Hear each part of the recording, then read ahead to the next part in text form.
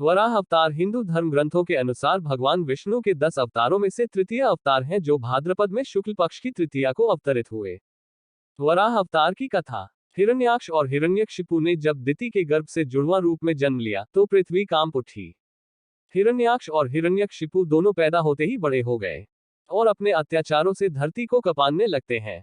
यद्यपि हिरण्याक्ष और हिरण्यकशिपु दोनों बलवान थे, किंतु फिर भी उन्हें संतोष नहीं था।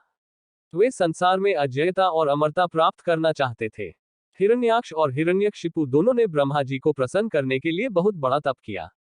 उनके तप से ब्रह्मा जी प्रसन्न हुए। ब्रह्मा जी से अजयता और अमरता का वरदान पाकर हिरण्याक्ष उद्दंड और स्वेच्छाचारी बन गया।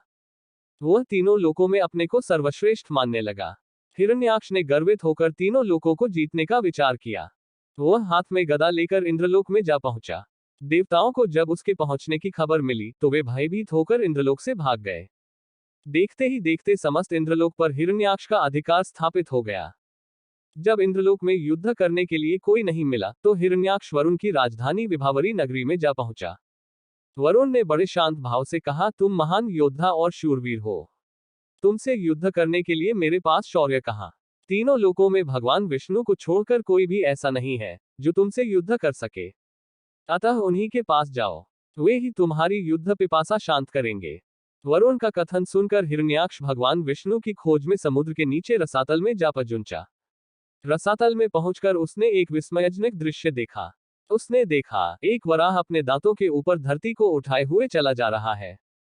हिरण्याक्ष वराह को लक्ष्य करके बोल उठा, तुम अवश्य ही भगवान विष्णु हो। धरती को रसातल से कहां लिए जा रहे हो? ये धरती तो दैत्यों के उपभोग की वस्तु है, इसे रख दो। तुम अनेक बार देवताओं के कल्याण के लिए दैत्यों को छल चुके हो, आज तुम मुझे छल नहीं सकोगे।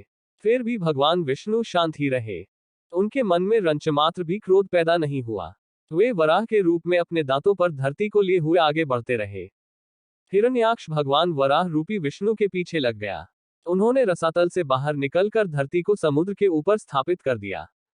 हिरण्याक्ष उनके पीछे लगा हुआ था, अपने वचन बाणों से उनके हृदय को बे रहा था। भगवान विष्णु ने धरती को स्थापित करने के पश्चात हिरण्याक्ष की ओर ध्यान दिया। उन्होंने हिरण्याक्ष की ओर देखते हुए कहा, तुम तो बड़े बलवान हो। बलवान लोग कहते नहीं हैं, करके दिखाते हैं। तुम तो केवल प्रलाप कर रहे हो।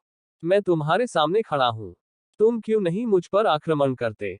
बढ़ो आगे, मुझ पर आक्रमण करो। हिरण्याक्ष की रगों में बिजली दौड़ गई। वह हाथ में गदा लेकर भगवान विष्णु पर टूट पड़ा।